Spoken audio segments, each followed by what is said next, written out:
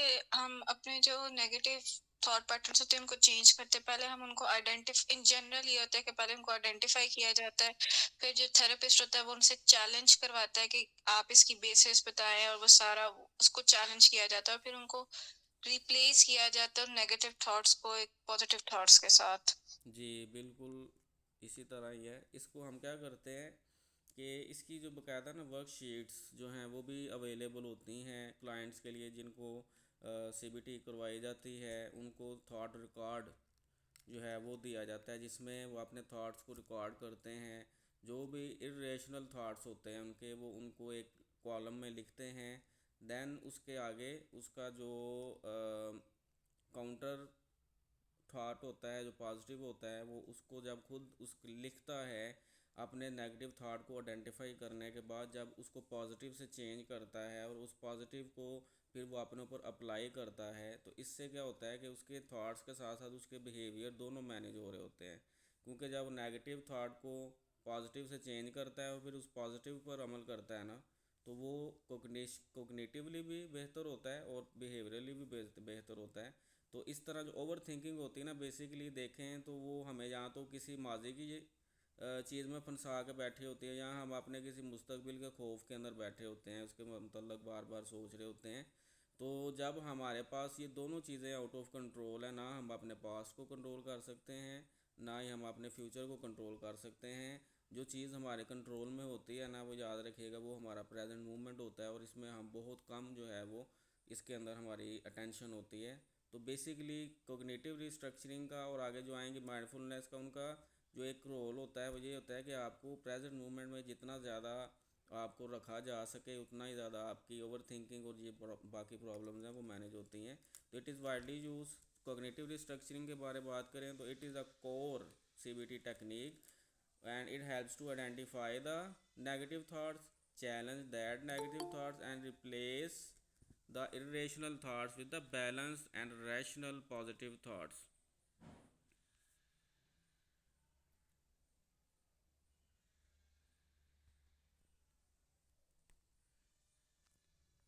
तो इसमें क्या होता है कि आप अपने नेगेटिव थॉट को आइडेंटिफाई करते हैं, उसको आप चैलेंज करते हैं विद अ पॉजिटिव। और दूसरी चीज़, जब आप चैलेंज करते हैं तो आप चैलेंज कैसे करते हैं, आप उसकी रियलिटी चेक करते हैं कि जो आप समझ रहे हैं, जो आप सोच रहे हैं, उस बात का, उस सोच का ताल्लुक रियलिटी के साथ है या सिर्फ आपके जम्पशंस हैं।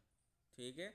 जब आपका ब्रेन और आप उसको खुद ये चीज़ challenge with the reality check करते हैं, तो आपके पास एक जो है वो इंटेंसिटी हो, वो जो उन थॉट्स की इंटेंसिटी होती है वो ऑटोमेटिकली डाउन हो जाती है। जब आपको पता लग जाए कि भाई ये सिर्फ मेरी एक वहम है, या मेरी ये सिर्फ एक ये खाम ख्याली है, और ये ऐसा कुछ भी नहीं है हकीकत में, तो आपको पता है कि आपके इमोशंस कितनी जल्दी जो हैं वो कम हो जाते हैं, और आप कितनी जल्दी उस चीज़ से छुटकारा हासिल कर लेते हैं।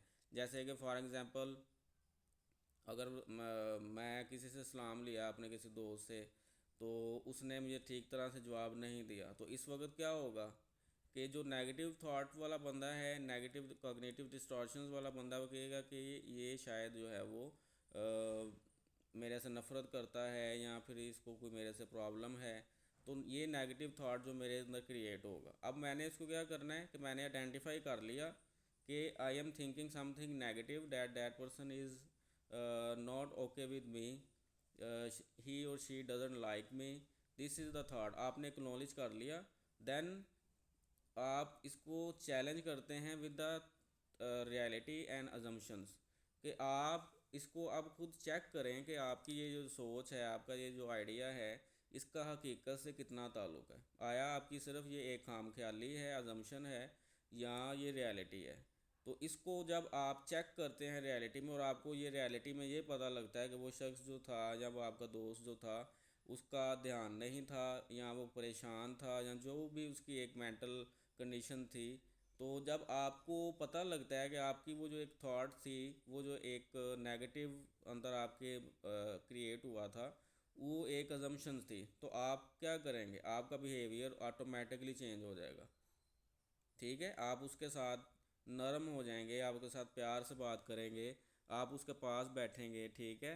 तो आपकी देखेंगे एक अजम्पशन को जब आपने चैलेंज किया और उसको आपने विद द पॉजिटिव साइड उसको आपने रिप्लेस किया, तो आपके बिहेवियर्स में और आपके इमोशंस में बहुत ज़्यादा जो है वो डिफरेंस क्रिएट होता है। तो it is based on the idea that the way we think about the situations directly affect our emotions and behaviours.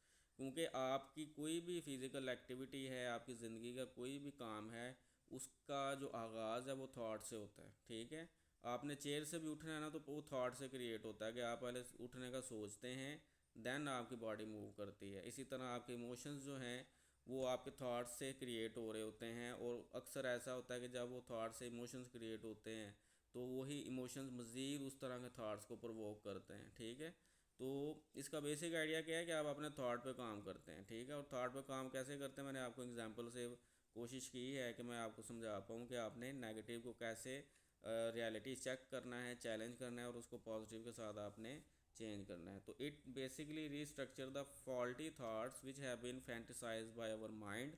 जो हमारे माइंड में एक फैंटेसी सी क्रिएट हो जाती है और फॉल्टी थाट्स और नेगेटिव थाट्स आ जाते हैं, उनको हमने रीस्ट्रक्चर करना होता है, उसको दोबारा से हमने शेप करना होता है। तो वह कैसे करता है, identify, then challenge, and then you will reframe, restructure that thought. For example, जैसे reframing में मिसाल दी हुई है कि I must get everything perfect और I am a failure। ये एक थॉट है कि मैं हर चीज़ परफेक्ट करूँ तो ठीक है, अगर ना कर पाऊँगा तो मैं एक फेलियर हूँ, मैं कामयाब हो ही नहीं सकता। तो इसको, इस नेगेटिव को आपने रीफ्रेम किया है, I can do my best and I can learn from my mistakes, कि मैं अपनी पूरी कोशिश करूँगा, और अगर उसमें कोई गलती होती है तो उसका मतलब ये नहीं है कि मैं टोटल फेलियर हूँ। मैं अपनी उन गलतियों से सीखूँगा और आइंदा बेहतर करने की कोशिश करूँगा।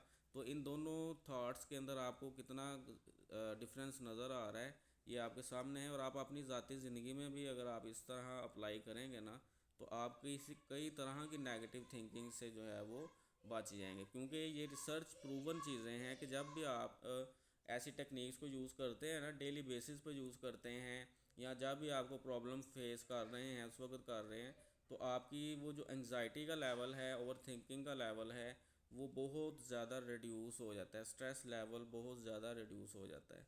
तो इसमें बेसिकली 3 स्टेप ही होते हैं रिस्ट्रक्चरिंग में। आप आइडेंटिफाई करें, ख़ासतौर पर जब आप थॉट रिकॉर्ड पर लिखते हैं, ठीक है, कि मेरा क्योंकि आपको तो पता होता ही है कि मेरा नेगेटिव थॉट क्या है, जो भी आपकी वो चीज़ होती है आप उसको लिखते हैं in the column of your thoughts, then you will challenge that thought and then you will reframe the restructure the negative thought. उसका आपने आगे काउंटर पॉजिटिव लिखना होता है। ठीक है, और उस पॉजिटिव के ऊपर आपने एक्ट करना होता है, ना कि आप नेगेटिव पर एक्ट करें।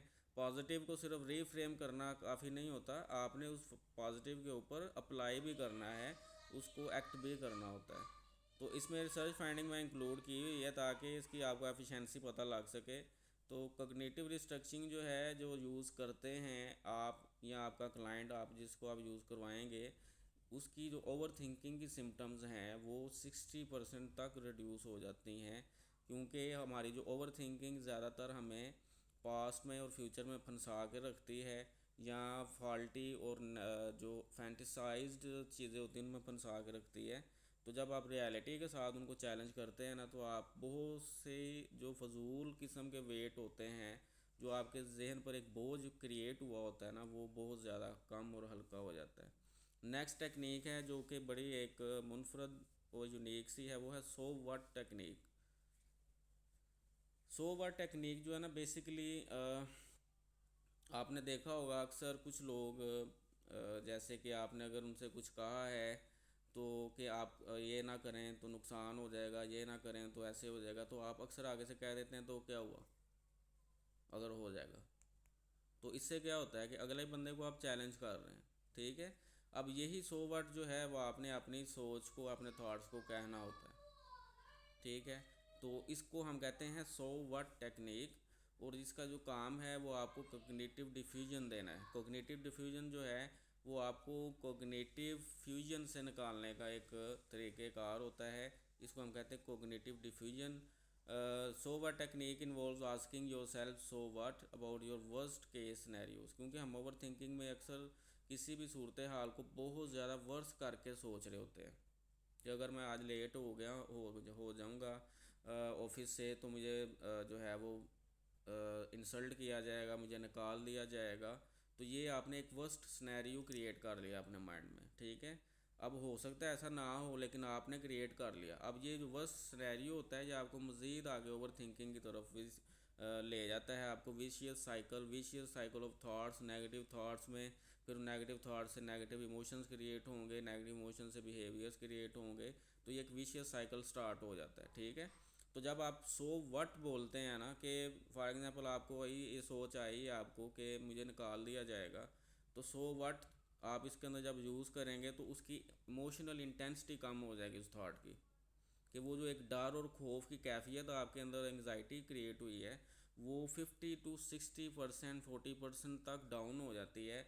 और आपकी वो जो नर्व्स हैं जो कि प्रेशराइज हुई होती हैं, वो बहुत ज़्यादा हल्की हो जाती हैं। तो this questions will help reduce the emotional weight of negative thoughts by putting them into the perspective, ठीक है। तो सो व्हाट में for example when distressing thought arises that what I if I fail this project, कि अगर मैं इस project में fail हो गया, तो पॉज रुकें एंड आस्क सो व्हाट। तो this will force you to confront the thought objectively, कि आप उसको फोर्सफुली कन्फ्रंट कर रहे हैं, अपोज कर रहे हैं, एंड डिमिशिंग। और जब आप सो व्हाट करते हैं, सो व्हाट कहते हैं, तो आप उसकी रियलिटी को चैलेंज कर रहे होते हैं, आप उसकी इमोशनल इंटेंसिटी को चैलेंज कर रहे होते हैं। तो जब आप इसको चैलेंज करते हैं विद सो व्हाट, आप इसको खुद अप्लाई करिएगा अपने ऊपर कभी, तो आपको इसकी जो है ना इफ़ेक्टिवनेस खुद फील होगी, कि इसका कितना ज़्यादा इफ़ेक्ट क्रिएट होता है। कि जब भी आप एक कह सकते हैं कि ओवर थिंकिंग में या किसी भी तरह के ऐसे सिनेरियो में अपने आप को देखें, तो आप इसको यूज़ करें। आई होप कि आपको ये चीज़ उतना ही ज़्यादा फ़ायदा देगी जितना आपको सुनने में ये चीज़ लग रही है। Often you will realise that even if a worse happens, और अगर फ़र्ज़ करें कि ऐसा हो भी जाता है, ठीक है, जैसे कि आपको निकाल दिया जाता है, या जैसे उस बंदे ने सोचा कि ऐसा हो जाएगा, कोई नुकसान हो जाएगा, कोई माली नुकसान हो जाएगा, तो उसके बाद क्या होता है कि आप जब इमोशनली अपने आप को स्टेबल फील करते हैं ना सो वर्ड टेक्निक के दौरान, तो उस वक्त आपका जो ब्रेन है, जो प्री फ्रंटल कॉर्टेक्स है, वो आपको आइडियाज़ भी देता है। वो आइडियाज़ क्या देता है कि इस प्रॉब्लम से निकलना कैसे है। अगर मैं लेट हो गया और बॉस गुस्से में हुआ, तो मैंने उस प्रॉब्लम को कैसे हैंडल करना है, बजाय कि मैं उनके साथ जो है वो एक्सक्यूज़ करूं या क्रॉस वर्डिंग करूं, तो वो वर्स्ट कर देगी और हो सकता है वाकई आपको वो निकाल दे। लेकिन आपने उस प्रॉब्लम को किस तरह से टैकल करना है, ये ऑटोमेटिकली आपका जो प्री फ्रंटल कॉर्टेक्स जो ब्रेन होता है वो आपको देता है। जब आप ग्राउंड हो जाते हैं, जब आपके इमोशंस जो हैं वो ग्राउंड हो जाते हैं, इमोशनल इंटेंसिटी कम हो जाती है, तो इससे आपको डिसीजन मेकिंग में भी जो है वो हेल्प आउट होती है, और अपने उस बर्डन ऑफ इमोशन से भी आज़ादी मिल जाती है। इसके बाद है रेसेंट एंड, इसकी अगर हम देखें तो रेसेंट अप्रोचेज़ जो हैं या latest approaches pair the sober techniques with the mindfulness, कि सोवर टेक्निक जो है ना, इसको बेसिकली हम मुख्तलिफ टेक्निक्स दूसरी टेक्निक्स के साथ जो है वो कंबाइन करते हैं। जैसे कि आप उसको कोग्निटिव रिस्ट्रक्चरिंग के साथ यूज़ कर सकते हैं, माइंडफुलनेस के साथ यूज़ कर सकते हैं, माइंडफुलनेस मेडिटेशन के साथ यूज़ कर सकते हैं। कि आपने पहले सो वर्ड बोला, उसको चैलेंज किया, और फिर आपने अपने आप को माइंडफुल बना लिया किसी एक्टिविटी को स्टार्ट करके, ब्रीदिंग को स्टार्ट करके, वो कोई वॉक को स्टार्ट करके, ठीक है, या जर्नल जो है उसको लिख करके अपने थॉट्स को आपने लिखना स्टार्ट कर दिया। तो ये जो सो वर्ड है ये कॉम्बिनेशन में भी यूज़ होती है, और इसका बहुत ज़्यादा इफ़ेक्ट डबल हो जाता है जिस भी थेरेपी के साथ आप इसको यूज़ करते हैं। तो it is effective in reducing the cognitive fusion. तो और मैं आपको पहले भी बताया कि कोग्निटिव फ्यूजन क्या है, कि आपका अपने ख्यालात में, थॉट्स में फंस जाना कोग्निटिव फ्यूजन कहलाता है, और इसी को डिफ्यूज़ किया जाता है कोग्निटिव सोवर टेक्निक के साथ। इसके बाद नेक्स्ट है देयर इज़ 5 सेकंड रूल। इसको मेल रॉबिन, ये एक मोटिवेशनल स्पीकर हैं, इन्होंने इसको पॉपुलराइज़ किया था, और जो बेसिक इसका आइडिया है वो इन्होंने दिया था 5 second rule. Very simple technique है। इसमें क्या किया जाता है कि आप for example when you are experiencing the over thinking episode से आप गुजर रहे हैं, तो आप क्या करते हैं, you will count backward from 5 to 1। You will count like 4, 3, 2, 1, and then you will act, ठीक है, दैट इज़ 5 सेकंड रूल। तो it is a simple method to disrupt the pattern of over thinking, कि आपके जो भी ख्यालात चल रहे थे, whatever you were thinking, whatever you have thoughts, what type of thoughts were running in your mind, you will count backward from 5 to 1 and then you will act। जैसे ही आप 1 पे पहुंचते हैं, आप कोई ना कोई एक्टिविटी स्टार्ट कर देते हैं, चाहे वो ब्रीदिंग है, ठीक है, चाहे वो किसी से बात है, चाहे वो कुछ लिखना है।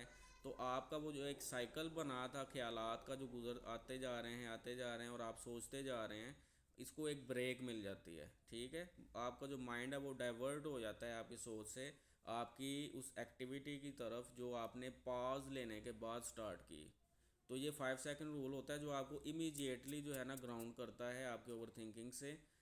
इसी तरह जो आपको पीछे सोवर टेक्निक बताई है, इसका भी इमीडिएट इफेक्ट होता है आपके ऊपर, और आपकी जो ओवर थिंकिंग का वो जो एक साइकिल है वो स्टॉप हो जाता है। और ये चीज़ें आपके अंदर ना विद टाइम रेजिलियंस पैदा करती हैं, ठीक है।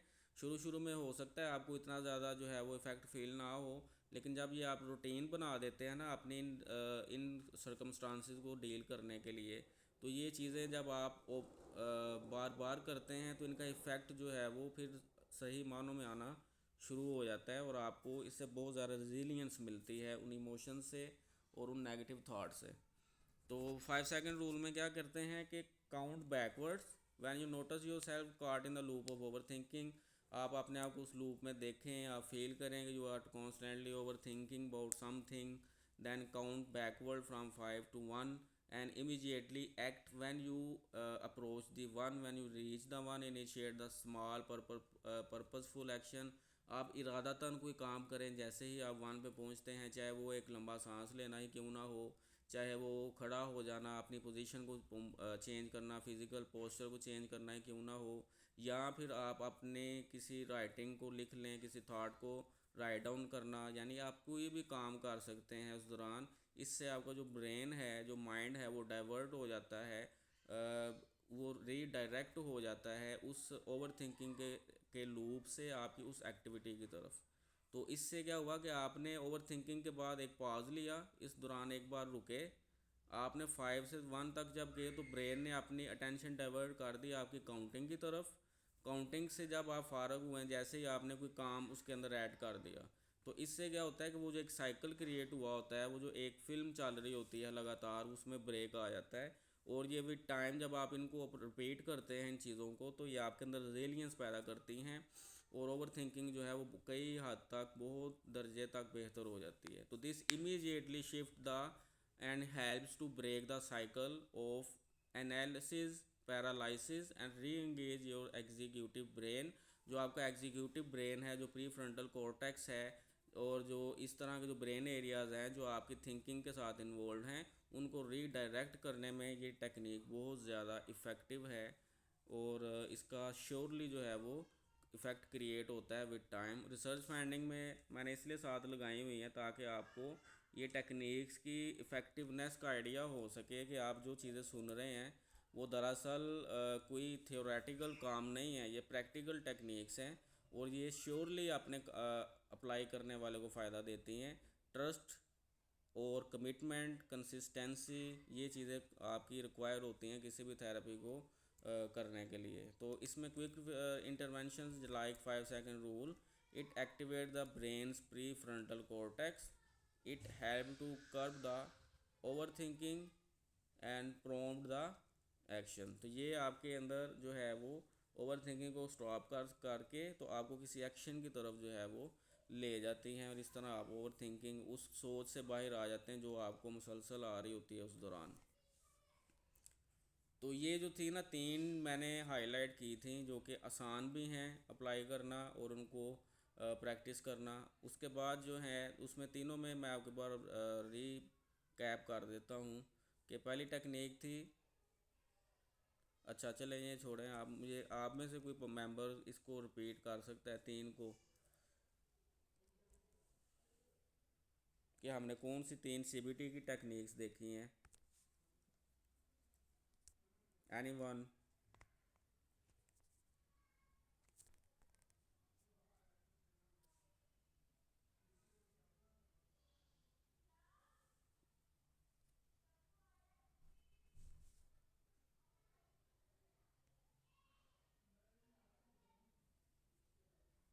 कोई भी नहीं है?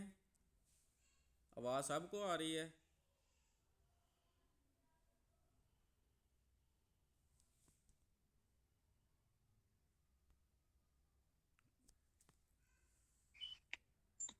Yes sir. मेरे ख्याल से सर आपकी आवाज बहुत ब्रेक हो रही है। आवाज़ यस ब्रेक सर, आपकी आवाज ब्रेक हो रही है थोड़ी। एक्चुअली ब्रेक हो रही होगी, शायद नेटवर्क इश्यूज़ की वजह से हो रही होगी। आप मुझे जो क्लास में ना, अगर ऐसा इशू हो तो मुझे रोक दिया करें, क्योंकि मैं अपने फ़्लो में होता हूँ तो मुझे पता नहीं होता कि क्या चल रहा है बैक एंड पे। मुझे आप लाजमी साथ में, इसलिए मैं कहता हूँ इंटरेक्ट करते रहा करें कि मुझे पता लगे। मेरे ख्याल से तो काफ़ी स्टूडेंट मेरे ख्याल से लीव कर गए हैं। I don't know why. आपको क्या टेक्निक बोरिंग लग रही है? हमने हमने हमने समझा कि शायद हमारा नेट खराब है, इसलिए हम कॉम्प्रोमाइज कर गए। शट द डोर गो। नहीं, मैं आपसे ये पूछ रहा हूँ कि अभी तक हमने जो सीबीटी की टेक्निक्स पढ़ी हैं, आपको आवाज़ सही तरह से नहीं थी आ रही? अगर नहीं थी आ रही तो मैं उनको रिपीट कर देता हूँ। एक्चुअली जो 5 सेकंड तो बहुत अच्छा हमने सुना, और 100 वाट को भी अच्छा सुना, मगर जो पहली आपकी कॉग्निटिव थी, रीस्ट्रक्चरिंग वाली। उसको थोड़ा सा रिस्ट्रक्चर, उसको थोड़ा सा हम नहीं समझ सके, ठीक क्योंकि है, आवाज बीच चले में मैं ब्लर हो जाती थी थोड़ी मैं देर के बाद। रिकैप कर देता हूँ तीनों को।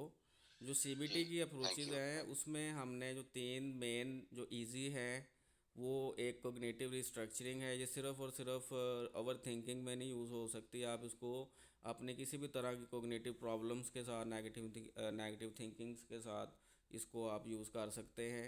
रीस्ट्रक्चर का मतलब होता है किसी चीज़ को रीशेप करना, और कोग्निटिव रिस्ट्रक्चर का मतलब है कि कोग्निशंस को, थॉट्स को रीशेप करना। तो आपकी वो जो नेगेटिव थॉट था उसको जब आप रीशेप करते हैं विद द पॉजिटिव और आप उस पर एक्ट करते हैं, तो आपकी वो जो प्रॉब्लम होती है, वो जो एक नेगेटिव थॉट होता है, वो जब पॉजिटिव से चेंज होता है और आप उस पर एक्ट करते हैं, तो इससे क्या होता है कि आपका ब्रेन जो है, जो माइंड है, वो ट्रेंड होता है। ठीक है, नेगेटिविटी से बाहर आने के लिए उसके अंदर ट्रेनिंग जो होती है, वो उसकी होती है, कंटिन्यू होती है। और आपको मैंने पहले भी बताया था कि आप कोई भी एक्टिविटी परफॉर्म करते हैं ना, कोई भी थॉट है या चाहे कोई फिज़िकल एक्टिविटी है, वो जब आप बार बार करते हैं ना, तो उसके न्यूरॉन पाथवेज, न्यूरोनल पाथवे बन जाते हैं आपके ब्रेन में। और वो पाथवेज जितनी ज़्यादा आप ऑपरेट करते हैं ना, वो उतने ही ज़्यादा जो है वो स्ट्रॉन्ग हो जाते हैं, और वो चीज़ फिर ऑटोमेटिकली आपसे ऑपरेट होना शुरू हो जाती है। ठीक है, तो ये जब आप पहले तो आप एफर्टली करते हैं ना काम, के आप नेगेटिव को पॉजिटिव से चेंज कर रहे हैं और फिर आप उस पर एक्ट कर रहे हैं। जब आप इसको कॉन्स्टेंटली अप्लाई करते हैं ना अपने नेगेटिव चीज़ों के साथ, तो आपकी जो ये एक चीज़ है, इसको रीफ्रेम करके एक्ट करना, ये ऑटोमेटिक हो जाती है। फिर आप इतनी जल्दी किसी भी नेगेटिविटी के अंदर फंसते नहीं हैं। आप उस नेगेटिविटी को बहुत अच्छे तरीके से डील कर पाते हैं। आपके अंदर रेजिलियंस क्रिएट हो जाती है। ठीक है, आई होप कि अब आप सबको आवाज़ आई और समझ आई होगी। जी, एनी क्वेश्चन? किसी का कोई सवाल इन सीबीटी की तीन टेक्निक्स में से? जो हमने 5 सेकंड रूल देखा, उसके बाद हमने कोग्निटिव रिस्ट्रक्चरिंग देखी है, और तीसरी कौन सी थी? So what. 100 watt technique. और ये 100 वाट। मैं समझता हूँ कि 100 वाट ऐसे लोगों के लिए तो बहुत ज़्यादा फेवरेट होगी कि जो जिनका तकिया कलाम होता है 100 वाट, कि वो वर्बली भी 100 वाट कहते हैं हर बंदे को। कि अगर मतलब कि मुझे कोई कहे कि तुमसे फलां बंदा नाराज़ है, तो मैं कहूँ 100 वाट, मैं क्या करूँ? ठीक है, तो ये चीज़ आपके अंदर जो है ना रेजिलियंस क्रिएट करती है। आप अपने ख्यालात के अंदर फंसते नहीं हैं। ठीक है, जैसे मैं ना इसमें एक मिसाल देता होता हूँ, बड़ी इसके साथ शायद कोरिलेट कर जाए। कि जैसे आप बैठे हुए हैं ना, और आपके ऊपर से बिल्कुल हाई वोल्टेज तार बिजली की गुजर रही है, तो वो तो गुजर रही है और उसकी बहुत पोटेंसी है, वो आपको जला भी सकती है। जब तक आप उसको छेड़ेंगे नहीं ना, तब तक आपको नुकसान नहीं होगा।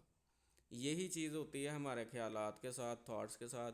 थॉट्स का आना, it is a natural process. You can't claim कि आप थॉट्स को मुकम्मल तौर पर शट डाउन कर दें, लेकिन जब आप उनको फोकस कर लेते हैं ना, और ऐसे थॉट्स को फोकस कर लेते हैं कि जो नेगेटिव हैं, देन आप उनकी पकड़ में आते हैं और आपको प्रॉब्लम्स होती हैं। क्योंकि नेगेटिव थाट और पॉजिटिव थाट्स का आना it is a natural process. फंसते सिर्फ वो लोग हैं कि जो उनको लेकर बैठ जाते हैं, उनको रियलिटी चेक नहीं करते और उनको चैलेंज नहीं करते, उनसे बाहर आने के लिए मैनेजमेंट यूज़ नहीं करते। वो फिर आगे मज़ीद मेंटल डिसऑर्डर्स की तरफ बढ़ते चले जाते हैं। तो ये सब चीज़ें बताने का मकसद ये है कि आप इसको पर्सनली भी यूज़ करें, और कोई अगर आपसे हेल्प इसके हवाले से लेता है तो आप उसको भी गाइड कर सकें। ठीक है। नेक्स्ट जो पोर्शन है वो है माइंडफुलनेस एंड मेडिटेशन।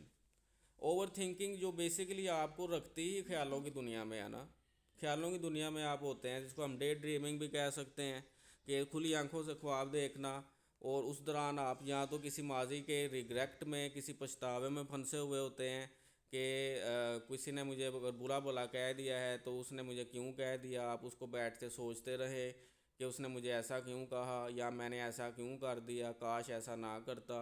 या फ्यूचर का कोई थॉट होता है कि जो आपको डिस्टर्ब कर रहा होता है कि इन फ्यूचर मेरा क्या बनेगा, इन फ्यूचर क्या होगा, इन फ्यूचर ऐसा ना हो जाए, जो है वो मतलब कि मेरी नौकरी ना चली जाए, या फिर इस तरह के कोई भी ऐसा फ्यूचर थ्रेट हो सकता है जो आपको तंग कर सकता है। इस वक्त आप क्या करते हैं, उस वक्त फिर आप जहाँ भी बैठे हुए हैं या जो कुछ भी कर रहे हैं ना, आप उसके अंदर फोकस्ड नहीं होते। तो ओवर थिंकिंग का जो सबसे पहला नुकसान होता है ना उस बंदे को, वो ये होता है कि वो अपने उस काम में तवज्जो नहीं दे पा रहा होता। उसकी जो कंसंट्रेशन है, जो अटेंशन है ना, वो बहुत ज़्यादा पुअर हो जाती है। माइंडफुलनेस जो है ना, इस मामले में सीबीटी के साथ अगर आप इसको यूज़ करते हैं तो इसके बहुत ज़्यादा अच्छे इफ़ेक्ट है। माइंडफुलनेस में हम क्या करते हैं कि हम अपनी अटेंशन को अपनी 5 सेंसेस का यूज़ करते हुए प्रेजेंट की तरफ लेकर आते हैं, और इसका इमीडिएट इफ़ेक्ट होता है। ठीक है। तो इसको हम आगे स्टार्ट करते हैं कि इसमें क्या किया जाता है। तो माइंडफुलनेस मेडिटेशन। अब माइंडफुलनेस मेडिटेशन का मतलब क्या है। माइंडफुलनेस एक टर्म है that is used to for grounding the person to the present moment. उसको पास्ट में से खींच कर या फ्यूचर में से खींच कर दोबारा प्रेजेंट की तरफ लेकर आना, प्रेजेंट को फील करवाना, ये माइंडफुल होता है। ठीक है।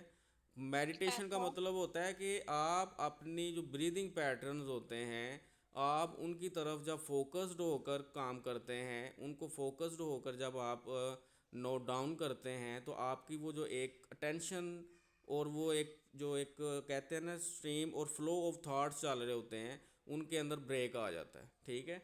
तो mindfulness meditation based cognitive therapy, ये इन दोनों का कॉम्बिनेशन है, जिसमें आप पहले अपने आप को माइंडफुल करते हैं। माइंडफुल करने के लिए आप ग्राउंडिंग टेक्निक्स यूज़ करते हैं, वो हम आगे जाके देखेंगे। ग्राउंडिंग टेक्निक्स के अंदर आप क्या करते हैं, आपके पास पता है कि बेसिक 5 सेंसेस हैं। ठीक है। इन 5 सेंसेस में से कोई भी सेंस जो है वो आप यूज़ कर सकते हैं उस वक्त अपने आप को इमीडिएटली प्रेजेंट मोमेंट में लाने के लिए। जैसे कि आप उस वक्त अगर सोच रहे हैं, जैसे कि मुझे अक्सर ओवर थिंकिंग हो, या मुझे लगे कि मेरी कंसंट्रेशन डाइवर्ट हो रही है, तो मैं अपनी कोई ना कोई एसेंस यूज़ कर लेते हैं। जैसे कि मुझे किसकी आवाज़ आ रही है, ठीक है, या मेरे हाथ में क्या चीज़ है, या मेरे करीब क्या चीज़ पड़ी हुई है, उसको छू कर देख लेना, पैरों से ज़मीन को छू कर देख लेना। ठीक है। कोई चीज़ को स्मेल कर लेना कि मुझे इस वक्त स्मेल किस चीज़ की आ रही है, या मेरे मुंह में किस वक्त किस चीज़ का जायका है। तो इस सेंसेस को जब आप यूज़ करते हैं ना किसी को भी, तो ये इमीडिएटली ब्रेन को जो है वो शॉक करती हैं, उसको हिलाती हैं, और आप जो है ना उस ख्याल से बाहर आते हैं। ठीक है। जैसे आपने देखा होगा अक्सर कि कोई बंदा अगर खोया हुआ है अपने ख्याल में, तो उसको अगला बंदा आकर हिलाता है और वो जो है वो अपने ख्याल से बाहर आता है। तो यही काम माइंडफुलनेस का भी होता है। तो mindfulness meditation involves the focusing your attention on present moment. और जब भी कोई बंदा ये चीज़ सीख जाता है ना कि वो अपने प्रेजेंट मोमेंट को मैक्सिमम इंजॉय करे और उसमें अपनी ज़िंदगी गुजारे, तो मैं समझता हूँ, और साइकोलॉजी भी यही कहती है कि वो बंदा कई तरह की टेंशनों से, स्ट्रेस में से बाहर आ जाता है। कि जब आप अपने मौजूदा लम्हे को जीते हैं पूरे इत्मीनान के साथ, तो आप अपनी ज़िंदगी को कई तरह की परेशानियों से आज़ाद कर देते हैं।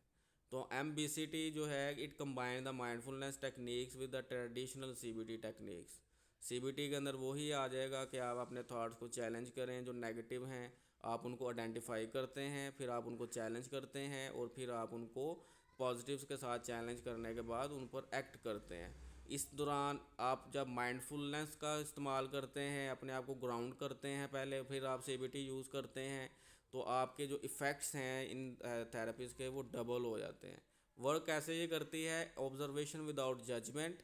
आपको कोई भी थॉट आ रहा है, कोई भी आप चीज़ फील कर रहे हैं, आप उसके ऊपर जजमेंटल ना हो, उसको गुड या बैड ना कहें, राइट या रॉन्ग ना कहें, बस आप उसको एक्नॉलेज कर लें कि आपको कोई चीज़ फील हो रही है या आप ओवर थिंक कर रहे हैं, किस चीज़ के हवाले से कर रहे हैं आप सिर्फ आइडेंटिफाई करें, ऑब्ज़र्व करें खामोशी के साथ। ऑब्जर्वेशन विदाउट जजमेंट का मतलब ये है, participants learn to observe their thoughts and feelings as temporary events.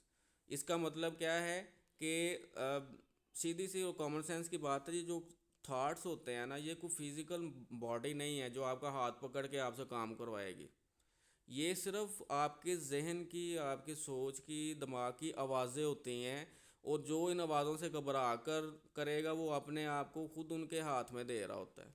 ये आपको मजबूर नहीं कर देती और आपका हाथ पकड़ कर नहीं आपको उस जगह पर ले जाती कि आपको जो है वो उसके ऊपर अमल करना ही करना है। ये सिर्फ आवाज़ें हैं, इनको आपने एक्नॉलेज करना होता है। एक्नॉलेज करने के बाद आपने इसको सिर्फ एक मैसेज अपने आप को देना होता है कि it is only the temporary.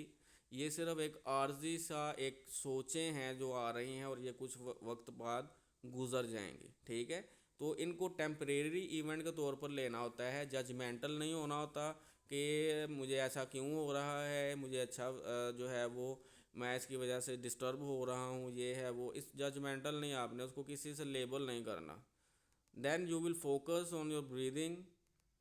जैसे आपको MBCT के अंदर होना ही ये है कि पहले आप माइंडफुल करेंगे अपने आप को, 5 सेंसेस का यूज़ करेंगे। 5 सेंसेस में आप ब्रीदिंग यूज़ कर सकते हैं, ठीक है। उसके बाद आप अपनी CBT की रिस्ट्रक्चरिंग जो है उसको यूज़ कर सकते हैं। तो MBCT के अंदर आप क्या करते हैं? माइंडफुलनेस। माइंडफुलनेस के साथ आप अपने CBT की कोई भी टेक्निक, वो चाहे 5 सेकंड रूल है या चाहे वो कॉग्निटिव रिस्ट्रक्चरिंग है, चाहे वो 100 वाट है, आप इन दोनों को कंबाइन करके जब देखेंगे, अप्लाई करके देखेंगे, आपने इसको अप्लाई करके तो मुझे कल आपने फीडबैक देने भी हैं कि आपको कैसा फील हुआ। तो ये चीज़ें आपको बहुत ज़्यादा हेल्प आउट करती हैं। रिसर्च फाउंडिंग में बेटा 2022 in JAMA Psychiatry publication found that regular mindfulness meditation can reduce the overthinking and anxiety by 50%। यानी आपकी 50% तक आधी जो टेंशन और स्ट्रेस होती हैं, ये जो प्रॉब्लम्स होती हैं वो रिड्यूस हो जाती हैं जब आप क्योंकि आपकी जो माइंडफुलनेस है वो आपके अंदर से माजी का गम और मुस्तकबिल का खौफ, इन दोनों को ख़त्म करती है, ठीक है। और इसका मतलब कि आपको प्रेजेंट मोमेंट में लाती है। प्रेजेंट मोमेंट में हमें इतने मसाइल नहीं होते जितना हमें यहाँ तो मुस्तकबिल में नज़र आ रहे होते हैं, यहाँ हमारे माजी में गुजर गए होते हैं। तो इसलिए ये आपकी माइंड से और अप्रोच जो होती है ना, इसको रीस्ट्रक्चर करती है और ये बहुत ही ज़्यादा इफ़ेक्टिव टेक्निक है। अच्छा, नेक्स्ट है ग्राउंडिंग टेक्निक, जो माइंडफुलनेस में मैंने आपको जैसे पहले भी नाम इसका इंडिकेट किया था, इसको हम ग्राउंडिंग टेक्निक्स में लेते हैं। ग्राउंड का मतलब होता है कोई चीज़ हाइट पर है तो उसको वापस लो की तरफ लेकर आना। तो इसके अंदर इसको हम सेकंड नेम देते हैं 5 4 3 2 1। ये मैंने आई थिंक कल भी इसका जिक्र किया था और जाहिद साहब ने कहा था कि आपने थोड़ा सा इसको इलेबोरेट करना है। तो 5 4 3 2 1 जो है ये एक प्रैक्टिकल एक्सरसाइज है जिसका इमीडिएटली इफ़ेक्ट होता है और मैं अक्सर इसको खुद भी यूज़ करता हूँ।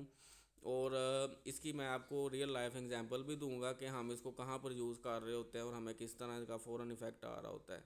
तो it is a practical exercise designed to anchor you in the present by engaging your 5 senses, thereby reducing the tendency to ruminate on abstract worries। कि आपकी वो जो उस वक़्त की फैंटिसाइज्ड वरीज़ हैं, जो परेशानियां हैं जो आपकी अपनी क्रिएट की हुई हैं माइंड की, कि ऐसा ना हो जाए, वैसा ना हो जाए, कैसे होगा, कब होगा, ये जो रूमिनेशन चल रही होती हैं ना, इनको स्टॉप करती हैं ये ग्राउंडिंग टेक्निक्स जो आप 5 सेंसेस यूज़ करेंगे। When a person ruminate in the thoughts of either past or their future assumptions, this technique can immediately help the person to ground his or her thoughts. तो आपको immediately जो है ना ये जो है वो जो हवाओं में आपका ख्याल दिमाग उड़ रहा था उसको ज़मीन पर लेकर आती है, ठीक है। नेक्स्ट चीज़ की बेटा टर्मिनोलॉजी का काम कैसे करती है, 5 4 3 2 1। 5 मतलब कि आपने आपने इर्द गिर्द कोई सी 5 चीज़ें देखनी है। जब आप 5 चीज़ों की तरफ देखेंगे ना तो आप अपने ख्याल से बाहर आएंगे। ख्याल से बाहर आएंगे तो आप अपनी आसपास की 5 चीज़ों पर तवज्जो देंगे ना, ठीक है। तो आपका ब्रेन डाइवर्ट होगा उस ख्याल से आपकी सराउंडिंग और इन्वायरमेंट की तरफ। इसी तरह फोर विल बी जो टेक्टाइल, आप कोई सी 4 चीज़ जिनको छू सकते हैं, आप कहाँ पर बैठे हुए हैं, आपने किस तरह के कपड़े पहने, उनका कैसा टच है, ठीक है। आपके इर्द गिर्द जो चीज़ें पड़ी हैं उनमें से कुछ भी चीज़ें, यानी कि 4 चीज़ें जो है वो आप फील कर सकते हैं। टेक्टाइल सेंसेशन जो हैं ये भी आपके ब्रेन को स्टिमुलाई देंगी और आपका ब्रेन जो है वो आपकी उस वक़्त की चीज़ों को जब फील करता है तो बाकी चीज़ें ऑटोमेटिकली कम हो जाती हैं, जो ख्यालात चल रहे होते हैं वो कम हो जाते हैं। Then third one, three means you can hear 3 things, 3 sounds in your surroundings, कि मुझे इस वक्त किस किस की आवाज़ आ रही है। अपनी आवाज़ आ रही है, बाहर से परिंदों की आवाज़ आ रही है, ट्रैफिक की आवाज़ आ रही है, ठीक है, या किसी दूसरे के बोलने की आवाज़ आ रही। तो इससे क्या होता है कि आपकी अटेंशन आपकी आपकी प्रेजेंट मोमेंट की तरफ आ जाती है। आपकी वो जो एक ओवर थिंकिंग चल रही होती है, किसी की बात को आप सोच रहे होते हैं बैठ के, उसमें से आप फ़ौरन बाहर आ जाते हैं। एंड सेकंड लास्ट में है बेटा इसके, वो है 2 थिंग्स यू कैन स्मेल, कि उस वक्त आप जहाँ पर बैठे हुए हैं आपको उस वक्त किन चीज़ों की स्मेल आ रही है। आपको आपने लगाए हुए परफ्यूम की आ रही है, आपको आसपास सराउंडिंग से क्या स्मेल आ रही है, किसी दूसरे की परफ्यूम की स्मेल आ रही है। तो इससे क्या होगा कि आपकी वो जो ओल्फैक्टरी सेंसेशंस होती हैं वो एक्टिवेट हो जाती हैं, और आपका जो ब्रेन है उसका जो सोमैटो सेंसरी एरिया होता है जो कि इन सेंसेस को प्रोसेस रिसीव करता है, वो आपके बाकी ब्रेन एरियाज़ को भी एक्टिवेट कर देगा। प्री फ्रंटल कोर्टेक्स को जो है वो रेगुलेट करेगा ताकि आप उन थॉट्स में से बाहर निकल कर अपनी प्रेजेंट सेंसेशंस को फील कर सकें। एंड सेट लास्ट में क्या होगा, 1 थिंग यू कैन टेस्ट, कोई भी एक चीज़ जिसको आप टेस्ट कर सकते हैं, आपके मुंह में इस वक्त किस चीज़ का जायका आ रहा है, या आप इमेजिन कर सकते हैं किसी चीज़ का टेस्ट अपनी ज़ुबान के नीचे। तो इससे क्या होगा कि आप इमीडिएटली ग्राउंड होते हैं जब आप 5 4 3 2 1 जो है टेक्निक इसको यूज़ करते हैं। आया वो ये चीज़ें आपकी माइंडफुलनेस में आती हैं, और इसका सबसे जो बेहतरीन इफ़ेक्ट आता है वो ओवर थिंकिंग के जो प्रॉब्लम्स हैं उनमें आता है, ठीक है। और ओवर थिंकिंग अगर आपको इसलिए होती है ना कि आप किसी प्रॉब्लम को सोच रहे हैं, तो मैंने आई थिंक इसको हवाले से कल काजिज़ में भी डिफ़ाइन किया था कि उस प्रॉब्लम को सोचना कोई बुरी बात नहीं है, लेकिन सिर्फ प्रॉब्लम को ही सोचते रहना ये आपके लिए नुकसानदेह होगा। प्रॉब्लम की वजह से जो ओवर थिंकिंग हो रही है ना, आप उस प्रॉब्लम के ऊपर काम करें सोल्यूशन फोकस होके। आप उस प्रॉब्लम को देखें कि आप उसको कैसे हल कर सकते हैं, या आप किसी का सेकंड ओपिनियन ले सकते हैं कि जो आपकी हेल्प कर सके। तो आपकी वो जो कॉज है वो ख़त्म हो जाएगी, तो आप ओवर थिंकिंग से बाहर आ जाएंगे। और जो आपकी वैसे फैंटिसाइज्ड दुनिया है, जो आपके खाम ख्याली है, जो आपके दिमाग ने बनाई हुई है, उसमें से अगर आप बाहर आना चाह रहे होते हैं ना, तो आप ग्राउंडिंग टेक्निक्स लाजमी यूज़ करें और करवाएं। इससे इमीडिएट इफेक्ट क्रिएट होता है। रिसर्च फाउंडिंग्स में देखा गया है कि grounding exercises can significantly lower the stress levels with in 5 minutes. 5 minute के अंदर अंदर जो आपका स्ट्रेस लेवल होता है, जो ओवर थिंकिंग का जो एक इंटेंसिटी होती है वो कम हो जाती है। उसके बाद जो लास्ट में है ना, मैंने आई थिंक कल भी साइमा को आई या सलमा को आई थिंक सो, मैंने कल इसका एक जवाब दिया था कि आप किसी भी प्रॉब्लम को फेस कर रहे हैं ना, चाहे वो मेंटल इश्यूज़ में कोई भी है, वो ओवर थिंकिंग से लेकर डिप्रेशन तक की क्यों ना है, आप जब भी इन प्रॉब्लम्स को मैनेज करने के लिए होलिस्टिक अप्रोच यूज़ करते हैं ना, यानी कि आप मुख्तलिफ़ थेरेपीज़ को कंबाइन करके यूज़ कर रहे हैं, मुख्तलिफ़ टेक्निक्स यूज़ कर रहे हैं, कंबाइन फॉर्म में कर रहे हैं, तो आपको उसका इफ़ेक्ट डबल मिलता है। जो कि आप अगर एक ही टेक्निक करते तो उसका उतना इफ़ेक्ट क्रिएट नहीं हो पाना था जितना आपने दो चीज़ों को जब अप्लाई किया है ना, तो वो दे रही हैं आपको। तो कम्बिनेशन टेक्निक्स, कंबाइनिंग टेक्निक भी इसी पे काम करती है कि आपने अब तक जो सीबीटी और माइंडफुलनेस की टेक्निक्स पढ़ी हैं ना, आप जब इनको कंबाइन करके इस्तेमाल करते हैं ना, तो ये आपको बहुत अच्छा रिजल्ट देती हैं ओवर थिंकिंग से निकलने का, ठीक है। तो it is one of the latest trend in the management of thinking. आजकल जो अच्छे साइकोलॉजिस्ट हैं, अच्छे काउंसलर्स हैं, वो आपको ये चीज़ कहते नज़र आएंगे कि आप जो है वो होलिस्टिक अप्रोच यूज़ करें। आप मुख्तलिफ अप्रोचेज़ को एक वक्त में साथ लेकर चलें ताकि आपको मुख्तलिफ ग्राउंड्स के ऊपर कामयाबी मिल सके। तो डिफरेंट स्ट्रेटजीज़ को कोहेरेंटली अपनी डेली लाइफ में, डेली प्रैक्टिस में यूज़ करना, ये आपको बहुत ज़्यादा बेनिफिट देता है। एग्जांपल मैंने इसमें एक कोट की है कि पार्टिसिपेंट कोई भी है, कोई भी क्लाइंट है या आप हैं, तो आपको इनक्रेज किया जाता है to use the cognitive restructuring. पहले आप अपने ख्याल को रिस्ट्रक्चर करें, क्योंकि हर चीज़ की जो इब्तदा है, किसी भी एक्शन की, किसी भी बिहेवियर की, किसी भी इमोशन की, जो आप कह सकते हैं कि बिगनिंग है, वो थाट से है, थाट्स आइडियाज़ से है। आइडियाज़ जो है वो आगे प्रैक्टिकल वर्क के अंदर, एक्टिविटी के अंदर जो ट्रांसलेट होते हैं। तो इसलिए सबसे पहले आप क्या करें, किसी भी मेंटल इशू को अगर आप ट्रीट करने के लिए जा रहे हैं ना, या आप किसी को गाइड कर रहे हैं, या आप अपने किसी प्रॉब्लम को टैकल करने के लिए कर रहे हैं, तो आप सबसे पहले अपने नेगेटिव थाट्स को पॉइंट आउट कर लें, आइडेंटिफाई कर लें। और इसके लिए जो सबसे इफ़ेक्टिव तरीका होता है ना पॉइंट आउट करने का, वो होता है थॉट रिकॉर्ड। इसकी बाकायदा ये एक पेज होता है, एक डायरी होती है जिसमें कॉलम्स बने होते हैं, ठीक है। उसमें एक कॉलम होता है आपके उस प्रॉब्लमेटिक थॉट का, जिसमें आप अपने जो ख्यालात होते हैं, जो आपको लगता है कि ये मेरे लिए प्रॉब्लमेटिक हैं, मेरे लिए नेगेटिव हैं, अब उनको पॉइंट आउट करके उनके अंदर लिखते हैं। देन आप उसकी रियलिटी चेक करते हैं अगले कॉलम के अंदर कि आपका ये जो थॉट है ये इन रियलिटी भी हो ऐसा है, या सिर्फ आपकी एक अजम्पशन है।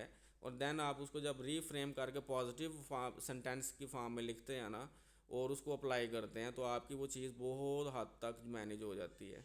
तो सबसे पहले क्या करें, अपने उस थॉट को रीस्ट्रक्चर करें। Then follow up with the mindfulness meditation. Then अपने आप को ग्राउंड करें कि फॉर एग्जांपल अगर मुझे किसी बंदे की बात बुरी लग गई है, और मैं उसको बैठ के सोचता जा रहा हूँ, तो मैं क्या करूँ, सबसे पहले मैं अपने को आइडेंटिफाई कर लूँ कि मेरे ये जो इस वक्त थिंकिंग है ये नेगेटिव चल रही हैं। अगर उसने कुछ बुरा किया भी है तो मैं उसके ऊपर नेगेटिवली उसको जो है वो जा रहा हूँ कि मैंने भी इस तरह करना है, मैंने इसका जवाब देना है, मुझे इस तरह क्यों कह दिया, ठीक है। तो इसको जब मैं रीस्ट्रक्चर करके पॉजिटिव में चेंज करूँगा कि मैंने उससे पूछना है और उसको असर्टिवली बताना है कि आपकी मुझे ये बात बुरी लगी है। तो जब आप अपने इस नेगेटिव को पॉजिटिव से चेंज करते हैं ना, और पॉजिटिव में चेंज करने के बाद आप अपने आप को ख्यालात से बाहर लाने के लिए माइंडफुलनेस यूज़ करेंगे, ग्राउंडिंग यूज़ करेंगे कि आपकी इस वक्त की जो सराउंडिंग्स है आप उनको फील करें। And then you will use 5 second rule, कि आपने 5 सेकंड जो है वो 5 सेकंड वाली जो टेक्निक है वो 5 से शुरू करके आप बैकवर्ड काउंटिंग में जैसे ही 1 पे गए हैं, तो आपने 1 पे जाने के बाद क्या किया, आप हो सकता है अपनी जगह से उठ जाएं, ठीक है, या आपने कुछ लिखना स्टार्ट कर दिया, या वो शख्स अगर आपके पास बैठा है तो आपने उससे बात करनी शुरू कर दी। तो इससे क्या होता है कि आप एक ही वक्त में आप देखें कि कितनी चीज़ें यूज़ कर रहे हैं। पहले आप अपने माइंड के अंदर अपने थॉट को चैलेंज करके रिस्ट्रक्चर कर रहे हैं, फिर आप अपने आप को प्रेजेंट मोमेंट में भी ला रहे हैं, साथ ही में आप अपने आप को ब्रेक दे रहे हैं, अपने थॉट्स को ब्रेक दे रहे हैं, और उन थॉट्स के साथ ब्रेक देने के बाद फ़ौरन एक्टिविटी यूज़ कर रहे हैं। तो आप देखें अब इस वक्त आपकी हर डोमेन पे काम हो रहा है, आपकी सोच से लेकर आपकी फ़िज़िकल एक्टिविटी तक जो चीज़ें रीप्रोग्राम हो रही हैं। और इसको करने से हो ही नहीं सकता कोई बंदा ये कहे कि उसकी ओवर थिंकिंग मैनेज नहीं हो रही। शर्त ये है कि आप इसको इसी तरह यूज़ करें जिस तरह को यूज़ करना है, और इसको कंसिस्टेंटली यूज़ करें, तो आपकी कई प्रॉब्लम्स जो होती हैं वो मैनेज हो जाती हैं। ओवर थिंकिंग के ऊपर और भी बहुत सारी अप्रोचेज़ हैं, टेक्निक्स हैं। और वही बात के हो सकता है कि अगर फॉर एग्ज़ाम्पल 5 सेकंड रूल मेरे पे काम कर रहा है, दूसरे पे ना करे, तो वो हो सकता है किसी और टेक्निक से फ़ायदा उठा ले। तो इसलिए जो टेक्निक्स होती हैं ना, इनको आप इसलिए होलिस्टिक वे में यूज़ करें, क्योंकि हो सकता है कोई एक टेक्निक जो है वो कामयाब ना हो पाए उस शख्स के ऊपर या आपके ऊपर। इसमें मुख्तलिफ टेक्निक्स बाकी हैं जिनको मैं ब्रीफली थोड़ा सा आपको बता देता हूँ। Box breathing, can anybody tell me about what is meant by box breathing, अगर आप में से किसी को पता हो। आवाज़ तो सबको ही आ रही है ना, अब तो नहीं आवाज़ का कोई प्रॉब्लम आ रहा।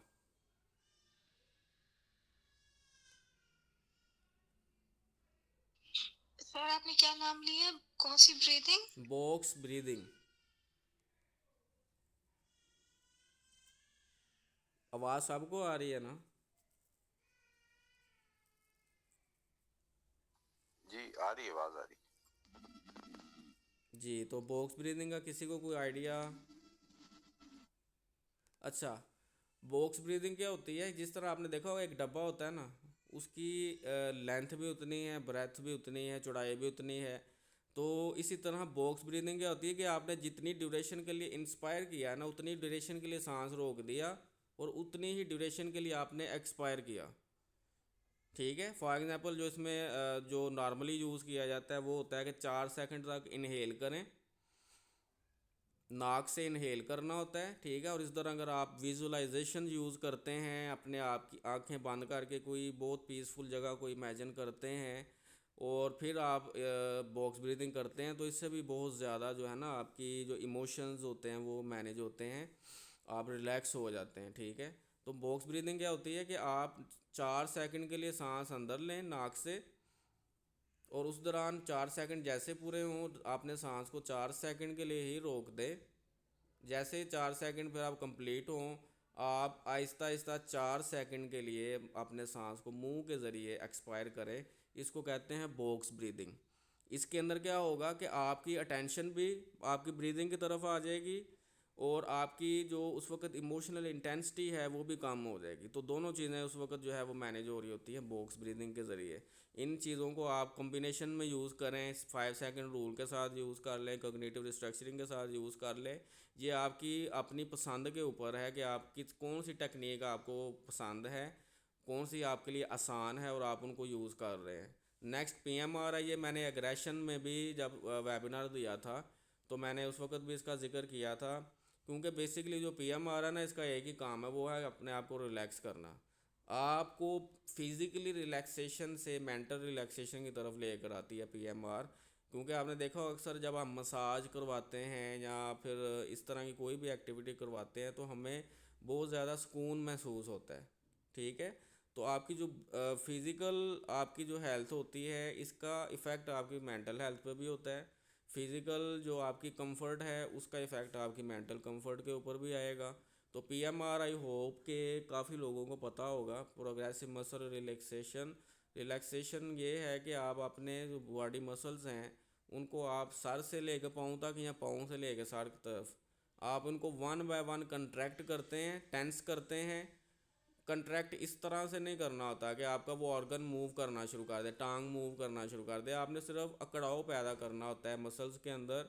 वन बाय वन आपने मसल्स को अकड़ाना है, फिर आपने उसको ढीला छोड़ते जाना है। जैसे कि पाँव के मसल्स हैं, ठीक है, उंगलियों के मसल्स हैं, पाँव की उंगलियां हैं, फिंगर्स हैं, टोज़ हैं, उनको आपने टेंस करना है, रिलैक्स करना है। फिर आपने अपनी पिंडली फॉर एग्जांपल सॉरी आपने फिर अपने टखने को टेंस करना है, फिर आपने उसको रिलैक्स कर देना है। इसी तरह आपने अपने फिर जो शिन एरिया है, जो लेग एरिया है, इसके मसल्स को टेंस करना है, रिलैक्स करना है। फिर थाइस के मसल्स को टेंस करना है, रिलैक्स करना है। फिर आपने ऊपर हिप्स की तरफ आ जाना है, आपने उनको टाइट करना है, टेंस करना है, फिर रिलैक्स करना है। फिर एब्डोमिनल एरिया आ जाएगा, उसको टेंस करें, फिर आप उसको ढीला छोड़ दें।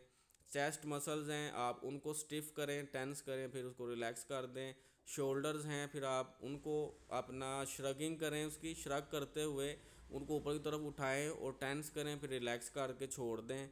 इसी तरह फिर नेक मसल्स हैं, आप उनको जो है वो कर सकते हैं, टेंस करें, फिर उसको रिलैक्स करें। फिर आपकी जो मुंह की तरफ आ जाएं तो फेस मसल्स हैं, जैसे कि आपके जॉज हैं, इनको आप क्लेंच करें तो ये टेंस होंगे, और फिर आप इनको रिलैक्स छोड़ दें। इसी तरह फिर आपकी आईब्रोज़ हैं, उनको आप फ्राउनिंग में लेकर आएँ, फिर आप उसको रिलैक्स छोड़ दें। तो इस तरह आपने अपने पाँव के अंगूठे से टो ऑफ द फुट से शुरू करते हुए अपने फोर हेड के मसल्स तक वन बाय वन मसल को टेंस और रिलैक्स किया। और इस दौरान का आपके ब्रेन का फोकस भी आपकी बॉडी की तरफ आ गया, और आपकी बॉडी में जो एक रिलैक्सेशन पैदा हुई वो एक अलहदा से हुई, और इससे आपको जो इमीडिएट जो होता है ना वो रिलैक्सेशन मिलती है। विजुअलाइजेशन का आपका नाम सुना ही होगा आपने इसका काफ़ी ज़्यादा। विजुअलाइजेशन में क्या होता है कि आप अपने आप को किसी अपनी पसंदीदा जगह, किसी पसंदीदा शख्स किसी पसंदीदा माहौल, कोई भी ऐसी चीज़ जो आपकी नज़दीक कंफर्टिंग है, जो आपको सुकून पहुंचाती है, आप उसको जो है अपनी आंखें बंद करने के बाद विजुलाइज करें और उसको फील करें। इससे भी आपको बहुत ज़्यादा हेल्प आउट होती है अपने आप को ग्राउंड करने में और ओवर थिंकिंग से बाहर आने में, या अग्रेशन है या कोई भी अगर डिस्टर्ब्ड इमोशंस हैं उसको मैनेज करने में। Immediate physical movement, for example जैसे कि आपको पता है ना कि आपकी बॉडी के अंदर जब भी कोई नागहानी आफत आ आफत कह रहा हूँ, कोई भी इमरजेंसी कंडीशन है, कोई फियर या फाइट की या फिर इसी तरह की कोई भी सिचुएशन क्रिएट हो गई है, तो अक्सर लोग ना फ्रीजिंग में चले जाते हैं। इसको कहते हैं फ्रीज रेस्पॉन्स। फॉर एग्जांपल अगर मुझे किसी ने कुछ बुरा कह दिया या मेरे किसी ने इंसल्ट कर दी, तो मैं वहाँ पर ही जम गया और काफ़ी देर तक वहाँ पर ही खड़ा रह गया। इसको कहते हैं फ्रीज हो जाना। और फ्रीज का मतलब ये आपका जो बॉडी है, हमारी बॉडी में अल्लाह ताला ने एक सलाहियत रखी है और उसका एक ही काम है, वो अपने आप को बचाना। ठीक है, इसको बचाने के लिए हमारी बॉडी यहाँ फ़्लाइट करती है, अपने आप को बचाने के लिए किसी जगह से फ़्लाइट करेगी, यहाँ फाइट करेगी। और तीसरा जो होता है ना, वो होता है रिफ्रीज, अपने आप को उस जगह जमा देना। तो स्ट्रेस के अंदर, इमोशनल इंस्टेबिलिटी के अंदर, ओवर थिंकिंग के अंदर या किसी भी ऐसे इशू के अंदर हमारी बॉडी अक्सर फ्रीज हो जाती है। इसलिए आपने देखा होगा इस्लाम में क्या हुक्म है कि अगर आपको गुस्सा फील हो रहा है ना, तो आप अगर बैठे हुए हो तो खड़े हो जाओ, अगर खड़े हुए हो तो चल पड़ो। ठीक है, तो इससे क्या होगा कि आपने इमीडिएट फ़ौरन से अपनी फ़िज़िकल एक्टिविटी स्टार्ट की। इससे क्या होगा, आपका जो ब्रेन है वो डाइवर्ट हो जाएगा सोच से आपकी फ़िज़िकल एक्टिविटी की तरफ। माइंडफुल ऑब्जर्वेशन करें अपने नज़दीक, आपको लग रहा है कि आप ओवर थिंकिंग कर रहे हैं, कंसंट्रेट नहीं कर पा रहे अपने काम के अंदर, तो आप अगर फॉर एग्ज़ाम्पल कुछ पढ़ रहे हैं तो उसको माइंडफुली ऑब्ज़र्व करेंगे आप क्या पढ़ रहे हैं, क्या लिखा हुआ है, इसका क्या तर्जमा है। इसी तरह आप आपके पास आसपास कोई अगर पिक्चर पड़ी हुई है या कोई चीज़ पड़ी हुई है, तो उसका क्या कलर है, क्या साइज़ है, क्या ब्राइटनेस है, तो आप उसको माइंडफुली ऑब्ज़र्व करेंगे ना जब, तो आपकी जो ऑब्ज़र्वेशंस होती हैं उस वक़्त की, वो आपको ग्राउंड करती हैं आपकी प्रेजेंट मूवमेंट की तरफ। और बेसिकली देखा जाए तो ओवर थिंकिंग का जो सबसे बेहतरीन हल वो यही है कि आप अपने आप को जितना ज़्यादा माइंडफुल बना सकते हैं, आप अपने आप को माइंडफुल बनाएं। ये चीज़ें एक ही रात में आपके अंदर पैदा नहीं हो जाती, ये विद टाइम आपके अंदर रेजिलियंस पैदा करती हैं और आपको इनसे श्योरली जो है वो फ़ायदा मिलता है, जो कि आपको ओवर थिंकिंग जैसे मसाइल से बाहर निकाल देता है। तो ये कुछ अप्रोचेज़ थी जो मैं चाह रहा था कि आपके साथ मैं शेयर करूँ। आप में कुछ तो आपने पहले भी सुनी होंगी और कुछ मैंने खुद ऐड की हैं, कुछ अभी बाकी जो हम इंशाल्लाह कल देखेंगे, जैसे कि जर्नलिंग है और मुख्तलिफ जो लेटेस्ट अप्रोचेज़ हैं उनमें क्या क्या चीज़ें रह गई हैं, और बाकी स्लीप का, डाइट का, इन चीज़ों का ओवर थिंकिंग से क्या ताल्लुक़ होता है, आप कैसे मैनेज कर सकते हैं इनको, इंशाल्लाह हम कल के दिन में इंशाल्लाह करेंगे। आज का जो लेक्चर था, जो आज की क्लास थी, इसके हवाले से आप सब जो हैं वन बाय वन अगर मुझे इसका फ़ीडबैक दें और कोई सवाल है तो पूछना चाहें, तो मुझे बड़ी खुशी होगी कि मैं आपके सवालों का जवाब दे सकूं और किसी को कुछ समझा सकूं, किसी की लर्निंग में कोई इजाफ़ा हो सके मेरी वजह से। जी जी, मैं ओवर थिंकिंग और नींद जो होती है थोड़ी बड़ी कोरिलेट करती हैं कि ओवर थिंकिंग जी मैं जी बिल्कुल। एक एक टेक्निक इस्तेमाल करता हूँ अपनी पिछले बहुत ही सालों से। मैं और शेयर करना चाहूँगा, समझना चाहूँगा कि ये कहाँ किस कैटेगरी में फॉल करती है और है क्या ये। जी जी।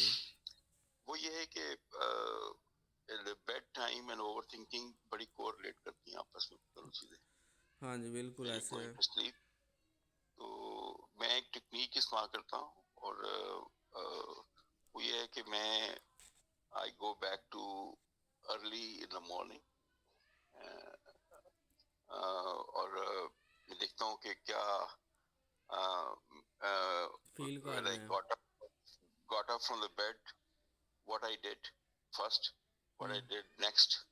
So I keep repeating and going to maybe 1 घंटे की रूटीन तक मैं पहुंचता हूँ, तो I change my whole overcome to everything.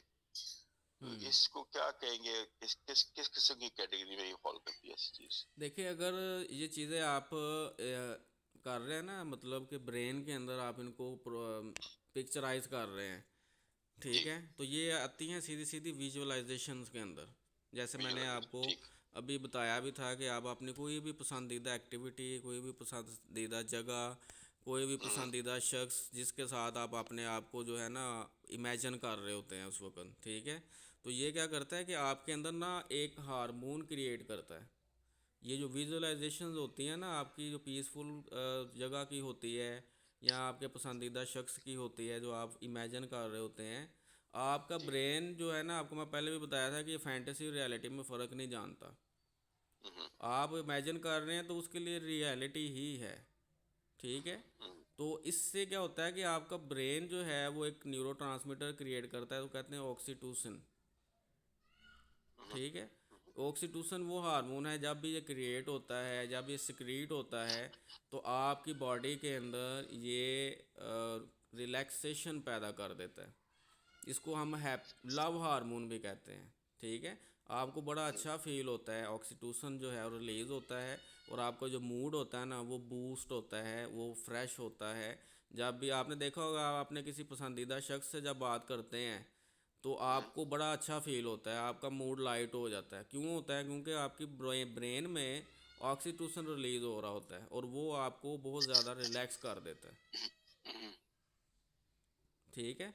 तो अगर आप ठीक है इसको अच्छी बात है, आप इसको करते हैं विजुअलाइजेशन और ये टेक्निक्स जो हैं, इनका मकसद ये होता है कि आप अपनी प्रॉब्लम से किस तरह से हैंडल कर सकते हैं, टैकल कर सकते हैं। तो ये चीज़ें होना, ओवर थिंकिंग होना, इट्स नॉट अ, मैं समझता हूँ कि कोई स्टिग्मा नहीं है, ये हर शख्स को हो जाता है। और जिस तरह का अब आईटी का दौर चल रहा है, टेक्नोलॉजी है, तो इसमें ये चीज़ें होना, प्रॉब्लम्स होना बहुत ज़्यादा कॉमन बात है। लेकिन अगर आप इस नेचुरल पर कोई भी मैनेजमेंट नहीं करते, आप इनको अगर किसी खातर में नहीं लाते, तो फिर ये आपके लिए एक वक्त के बाद प्रॉब्लम बनती हैं। शुक्रिया जी शुक्रिया जी। और कोई पार्टिसिपेंट? मेरे ख्याल से 4-5 ही हैं इस वक्त तो यहाँ पे। बेटा आपको जो आज इधर अब इस वक्त जिन्होंने इतना ज़्यादा बर्दाश्त किया है, तो आपको लेक्चर का कुछ हम समझ आई है, कैसा लगा है? कोई फीडबैक तो होनी चाहिए ना, ताकि मुझे कोई मोटिवेशन भी मिले कि मैंने जो मेहनत की है उसका मुझे कोई फल भी मिल रहा है, या सिर्फ एक one side one man show है। नहीं सर, समझ आई है। माहम के अलावा मैं समझता हूँ कि काफ़ी लोग हैं जो बोलते ही नहीं हैं। आसम साहब हैं, इसके बाद मोहम्मद, ये कौन साहब हैं इसके आसम साहब आप। जी जी जी। सर, बिल्कुल सुन रहा हूँ। और माशाल्लाह बड़ी इन्फॉर्मेटिव चीज़ें। आज मेरा असल में पहला दिन है, लास्ट डे तो पिछला तो मैं ज्वाइन नहीं कर सका था। हम्म। और तकनीक्स के बारे में पढ़ा है, बड़ा अच्छा लगा है। और फर्दर इस पे इंशाल्लाह इम्प्लीमेंटेशन भी करके इसमें फर्दर जो है इम्प्रूवमेंट लाने की इंशाल्लाह कोशिश करते हैं। जी। गुड। और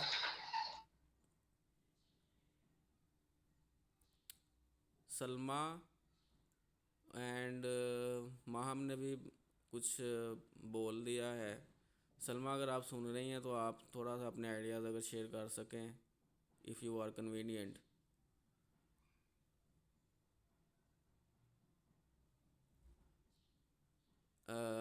नौरीन मिर्ज़ा हैं, और मोहम्मद उस्मान है, या क्या है इनका नाम है, इधर पूरा शो नहीं हो रहा। मोहम्मद हमज़ा। आज का लेक्चर सर बड़ा इंफॉर्मेशन था, काफ़ी कुछ सीखने को मिला। मोहम्मद हमज़ा। अच्छा, ये मोहम्मद हमज़ा साहब, मुझे आगे समझिए कौन है। ये मेरे स्टूडेंट ही हैं, और काफ़ी अच्छे इंसान भी हैं। अच्छा, बाकी कोई भी नहीं बोलना चाहेगा? कोई भी फीडबैक देना चाहे? कोई बुराई ही कर सर, दो, कोई खामी ही बता दो, वो भी काफ़ी है, बोलो तो सही। सर ये शायद एक बहुत स्टूपिड क्वेश्चन हो, बट जब हम पीएमआर की बात करते हैं, प्रोग्रेसिव फरक की, तो उसमें हम टेंस मसल करते हैं। मुझे ये कभी कॉन्सेप्ट नहीं समझ आया कि आप बैठे हुए अपने मसल्स को किस तरह टेंस कर रहे हो, लाइक व्हाट इज, किस तरह आप टेंस कर रहे हो। अच्छा अच्छा, आपको मतलब समझ नहीं आता कि टेंस करना कैसे है? इसमें होता ये है ना कि आपको, Yes. जैसे मैंने अभी थोड़ा सा वो कोशिश की थी इलेबोरेट करने की, कि आपने अपनी जो बेसिकली इसकी जो है ना टेक्निक, कुछ लोग ऐसे हैं कि वो सर से पाँव की तरफ लेकर जाते हैं, कुछ ऐसे हैं जो पाँव से सर की तरफ लेकर आते हैं मसल्स को। इसमें होता क्या है कि आपके जो मसल ग्रुप्स हैं ना, आपको पता है कि हर जॉइंट के ऊपर ग्रुप ऑफ मसल्स हैं जो एक दूसरे से ऑपोजिट काम करते हैं। जैसे कि हमारे अगर बाजू की बात करें ना, तो बाइसेप और ट्राइसेप है, ठीक है। बाइसेप का काम होता है कि आपका जो बाजू है उसको कंट्रैक्ट करना, उसको फ्लैक्स करना, ठीक है। उसकी तरह ट्राइसेप का काम होता है कि इसको वापस लेकर आना। तो ये ग्रुप ऑफ मसल हो गए। तो यही ग्रुप ऑफ मसल्स आपकी पूरी बॉडी में है। ऐसे ही आपने अपने पाँव से इस तरह करना है कि आपने पाँव को अकड़ा लेना है, टेंस करना है, ठीक है। आपको फील होना चाहिए कि आपके मसल्स अकड़े हुए हैं। ये आप अपने पाँव को ज़मीन की तरफ जब दबाते हैं ना, तो इससे क्या होता है कि आपके जो फुट मसल्स हैं ना वो टेंस हो जाते हैं, ठीक है। अगर आप लेटे हुए हैं तो आप अपनी जो एड़ी है, एड़ी कह रहा हूँ, जो पाँव की पामर साइड है, नीचे वाली साइड है, आप जब उसको नीचे की तरफ प्रेस करते हैं ना, ठीक है, तो वो टेंस हो जाती है। ये मसल्स टेंस हो गए हैं। इसको प्रेस किया आपने 5 सेकंड के लिए, फिर आपने उसको रिलैक्स छोड़ दिया। ये आपकी टेंस होने के बाद रिलैक्स हो गए। इसके बाद आप टांगों की तरफ आएँ, तो टांगों में क्या होगा कि आप अपने जो नी जॉइंट है, नी जॉइंट को जब आप सख्त करते हैं ना, तो आप देखेंगे हाथ लगाकर भी कि लेग मसल जो होते हैं ना वो स्टिफ हो रहे हैं, और आप बाद में जब उसको छोड़ देंगे तो वो रिलैक्स हो जाएगा। इसी तरह हिप जॉइंट्स हैं, हिप एरिया है, थाई एरिया है। थाई एरिया में क्या होगा कि आप अपनी अगर टांगों को जहाँ पर बैठे हुए हैं या लेटे हुए हैं उसको नीचे की तरफ दबाएंगे, तो इससे क्या होगा कि आपके मसल टेंस भी हो रहे हैं, और जब आप छोड़ देंगे ज़ोर लगाना तो वो रिलैक्स हो जाएंगे। इसी तरह पेट के ऊपर आओ, तो पेट के ऊपर आप अपनी जब ब्रीदिंग हम करते हैं तो पेट के मसल जो हैं वो मूव कर रहे होते हैं, ठीक है। इसको जब आप अकड़ाते हैं, ठीक है, एब्डोमिनल मसल्स को जब आप टेंस करते हैं, और वो किस तरह कर सकते हैं, अपने कह सकते हैं कि ब्रीदिंग को फोर्सफुली रोक कर, ठीक है। उससे क्या होगा, टेंस पैदा होगी, टेंशन पैदा होगी मसल्स के अंदर। इसी तरह बेटा फिर चेस्ट मसल की तरफ आ जाएं, और उसके बाद आप चेस्ट मसल जो हैं उनको आप स्टिफ कर सकते हैं, ठीक है, नीचे की तरफ प्रेस करके। उसके बाद आपने श्रगिंग द शोल्डर, शोल्डर को आप अगर कर रहे हैं तो आपने दोनों जो शोल्डर्स हैं, कंधे हैं, उनको ऊपर की तरफ जब आप उठाते हैं तो वो स्टिफ हो जाते हैं मसल्स, ठीक है। फिर आप उनको रिलैक्स नीचे की तरफ छोड़ देते हैं। इसी तरह फिर आप अपनी नेक की तरफ आएँ, तो नेक में आप अपने नेक मसल्स को स्टिफ करें, ठीक है। इसके अंदर क्या कर सकते हैं, आप अपने लोअर जा की मदद ले सकते हैं, उसकी मदद से आप टेंस करें, ठीक है। उसके बाद अपने आप फेशियल मसल्स की तरफ आ जाएं, तो जा, अपर लोअर जा, उसको जब आप क्लेंच करते हैं तो आपके जो मास्टिकेटर मसल्स होते हैं, जो मास्टिकेशन में चबाने में काम आते हैं, जो आपके चीक मसल्स या कहलाते हैं, वो टेंस होंगे जब आप क्लेंच करते हैं। इसके बाद आप अपने फोरहेड की तरफ आ जाएं, तो आप जब फ्राउन करते हैं तो आपकी ये दोनों आईब्रोज करीब आ जाती हैं, ठीक है। तो इससे नी में टेंशन पैदा होती है, इसको जब आप छोड़ देंगे तो ये रिलैक्स हो जाएगी। तो इस तरह आप अपने one by one muscle group को जब टेंस रिलैक्स करते हुए ऊपर की तरफ आते हैं ना, तो पूरे बॉडी के अंदर ना एक रिलैक्सेशन की एक वेव पैदा होती है, और इसी वेव को जो आपका ब्रेन होता है ना वो रीड करता है एज अ रिलैक्सेशन फेज़। और इससे आपकी जो ब्रेन मसल्स है, ब्रेन न्यूरोट्रांसमीटर्स हैं, जिसमें ऑक्सीटोसिन आ जाएगा, एंडोर्फिन्स आ जाएगा। ये वो न्यूरोट्रांसमीटर्स होते हैं जो आपके अंदर जो है ना फिर मूड एलिवेशन क्रिएट करते हैं, और अच्छी सेंसेशन जो हैं वो पैदा करते हैं, ठीक है। अगर आपको अभी भी इसकी डिमॉन्स्ट्रेशन चाहिए ना, तो आप इसको यूट्यूब से भी देख सकते हैं, एनिमेशन देख सकते हैं, ठीक है। या फिज़िकली आप किसी सीनियर से जो है वो इसकी हेल्प ले सकते हैं, ठीक है। तो ये इतनी डिफ़िकल्ट नहीं है, ये सिर्फ आपको अभी इतना इसका एक्सपोजर नहीं है, इसलिए आपको डिफ़िकल्ट लग रही है। जाकर जब आप इसको करेंगे ना तो ये उतनी आसान हो जाएगी। Thank you sir. जी, और थैंक यू सर। आप सबका भी बहुत शुक्रिया कि आप लोगों ने। जी अस्सलाम वालेकुम। जी जी, नौरीन। जी अली। मैं कल नहीं ज्वाइन कर सकी थी, मैंने लिखा था कल मेरी एक्चुअली कुछ मसरूफियत थी उस वक्त। जी जी But मैंने I was really looking forward, ji I was looking forward कि आपका ये सेशन जो है वो, क्योंकि ये एक बड़ी कॉमन चीज है, ओवर थिंकिंग, अपने का स्टिग्मा तो खैर है या नहीं है, लेकिन हम सब एक्सेप्ट कर सकते हैं कि हम तकरीबन रोजाना ही ये कर रहे होते हैं कर रहे होते अननोइंगली। हैं। जी हाँ, और आई कैन इमेजिन के इस चीज को लेकर जैसे हम इसको समझने की कोशिश कर रहे हैं आपकी एक्सप्लेनेशंस के साथ, तो हम एटलीस्ट इसको समझ सकते हैं, इसको एक्नॉलेज करें कि ये क्या है, क्यों है, कैसे होती है। और आज का सारा सेशन तो छाव आपका इस पे बेस था कि अब इसके साथ फिर क्या किया जाए, हाउ टू ओवरकम इट। जी सो जी हाँ बिल्कुल। सो अली, आई मस्ट अप्रिशिएट आप, मैं I am my self an educator, बस यूं समझ लीजिए, almost more than 38 years into teaching and training। तो मैं ये जरूर कहना चाहूंगी कि जो चीज मुझे, मैंने पहले भी आपका एक एंगर मैनेजमेंट का भी अटेंड किया था सेशन, जी जी और आज भी अटेंड किया। तो जो चीज मुझे बहुत आपकी अच्छी लगी है वो आपकी ऑनेस्टी है और आपकी विलिंगनेस टू शेयर है। माशाल्लाह you are a young fellow, और माशाल्लाह आपकी ग्रिप आपके सब्जेक्ट के ऊपर बहुत स्ट्रांग है। लेकिन जो चीज मुझे आपकी बहुत अच्छी लगी कि आप बहुत ही ओपनली एंड विलिंगली बातें शेयर करते हैं, अपने कॉन्सेप्ट शेयर करते हैं, और हम सबको हेल्प कर रहे हैं कि हम इन कॉन्सेप्ट्स को समझ सकें। लोग थोड़े माइजरली होते हैं, जिनके पास नॉलेज होती है वो उसको लेकर जी अपने पास बंद कर लेते हैं और शेयर नहीं करना चाहते हैं। सो मुझे जो बहुत अच्छा लगा आपके सेशन में वो ये आपकी willingness to share and help other people. So very very useful. Thank you so much. जी मैं बहुत शुक्रिया आपके फीडबैक का, और मेरी हमेशा पर्सनली भी यही कोशिश होती है कि जो मुझे पता है मैं अगले के फ़ायदे में कुछ उसके वाले से कर सकूं, और उसका जो उसकी जो लर्निंग है मेरे साथ जो लिंक्ड है वो भी हो सके। ये ना कि मैं सिर्फ अपनी वाह वाह करवाऊँ और अगले को जो है मैं उसमें से आधा दूँ और आधा अपने पास रखूँ।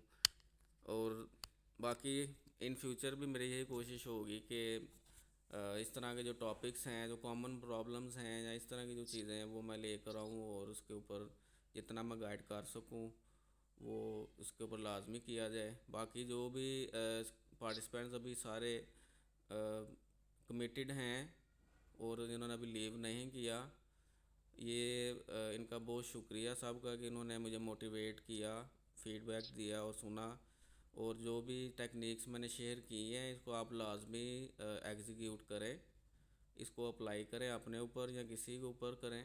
और मैं शॉर्टली जो है ना इसके पीपीटीज शेयर कर देता हूँ आपको, और कोशिश करूँगा कि आपको ना थॉट रिकॉर्ड मैं सेंड करूँ, आपने उसको फिल करने की कोशिश करनी है। आप उसको आइडेंटिफाई कर लीजिएगा कि भाई मेरे अंदर नेगेटिव थॉट क्या है, ठीक है। और फिर आप उसको खुद चैलेंज करेंगे, फिर आप खुद उसको पॉजिटिव में चेंज करेंगे, तो आप देखेंगे कि इस टेक्निक का असर क्या है। तो सुनने में टेक्निक जो है वो उतनी आपको शायद इफ़ेक्टिव फील ना हो, लेकिन जब आप उसको प्रैक्टिकली करते हैं ना तो आपको उसकी एक अलहदा से दुनिया नज़र आती है। तो मैं इंशाल्लाह कोशिश करूँगा कि आपको मैं ये प्रैक्टिकली अभी भेज दूँ, आप उसको करके तो मुझे कल आप लोगों ने फीडबैक देना है। और अगर हो सके तो जो करें उसको का मेरे साथ शेयर भी कीजिएगा कि हमने इसको परफॉर्म किया है।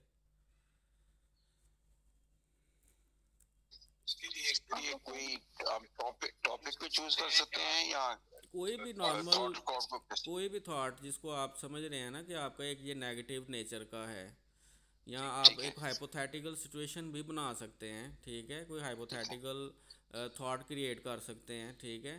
तो आप उसको जब लिखेंगे उसको आइडेंटिफाई करेंगे, फिर आप उसकी जो है रियलिटी चेक करेंगे, उसको चैलेंज करेंगे, फिर आपको पॉजिटिव में रखेंगे।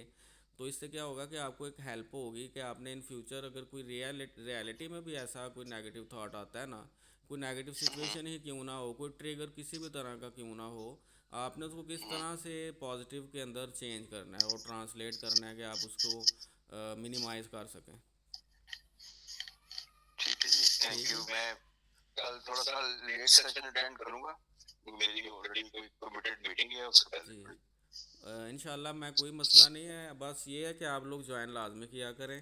और जो इंशाल्लाह रिकॉर्डिंग्स हैं वो मैं साथ साथ अब करते जा रहा हूँ, ताकि जो रिकॉर्डिंग मेरे से रिक्वायर करें उनको मैं रिकॉर्डिंग भेज दूँ, ताकि जो मिस कर जाते हैं वो भी इसको सुन लें। बहुत शुक्रिया। जी, आप सबका बहुत शुक्रिया। इंशाल्लाह कल के जो क्लास होगी उसमें फिर मिलते हैं इंशाल्लाह, बाकी मज़ीद जो टॉपिक्स हैं उनके साथ। अपना बहुत ख्याल रखिएगा, दुआ में याद रखिएगा। अल्लाह हाफिज़। शुक्रिया। अल्लाह अल्लाह हाफिज, थैंक यू। अल्लाह हाफिज़। अल्लाह